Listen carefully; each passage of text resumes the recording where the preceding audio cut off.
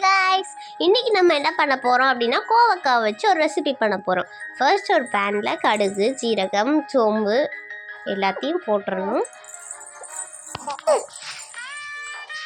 போட்டுட்டு கட் பண்ணி வச்சுருந்த ஆனியனை நல்லா போட்டுருங்க. அது நல்லா ப்ரௌன் கலரில் வந்ததுக்கு அப்புறம் தான் நம்ம வந்து கோவக்காய் போடணும். அப்போ தான் நல்ல டேஸ்ட்டாக கிடைக்கும். சொல்ல மறந்துட்டேன், கோவக்காய் வந்து இந்த மாதிரி நல்லா பழுத்துருச்சு அப்படின்னா அது போடாதீங்க. நான் என்ன பண்ணிட்டேன், அது ஃப்ரிட்ஜில் ரொம்ப நாளாக இருந்துச்சு, அதை நான் பார்க்கவே இல்லை.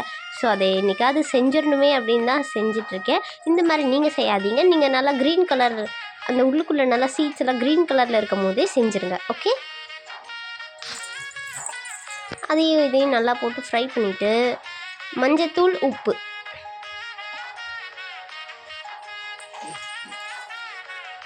கோவக்காய் ஃப்ரை எத்தனை பேர் சாப்பிட்ருக்கீங்க? ஆனால் இந்த மாதிரி சாப்பிட்டு பாருங்கள், இன்னும் சூப்பராக இருக்கும். நான் வீட்டு பொடி எடுத்திருக்கேன், சாம்பார் பொடி. அதை நீங்கள் யூஸ் பண்ணுறதுனா பண்ணிக்கோங்க, இல்லை வேறு பொடி யூஸ் பண்ணுறதுனாலும் பண்ணிக்கோங்க.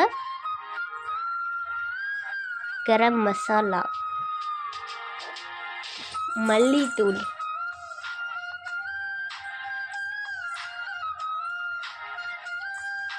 அப்புறம் எல்லாமே ஃப்ரை பண்ணிவிட்டு கொஞ்சமாக தண்ணி.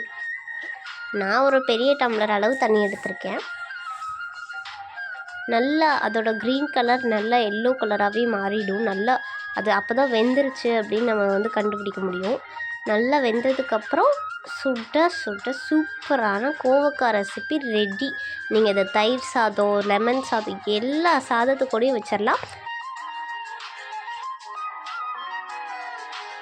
அப்படியே ஒரு பக்கம் சாப்பாடும் ரெடி ஆகிடுச்சு. நாங்கள் குக்கரில் வைக்க மாட்டோம், பானையில் தான் வைப்போம்.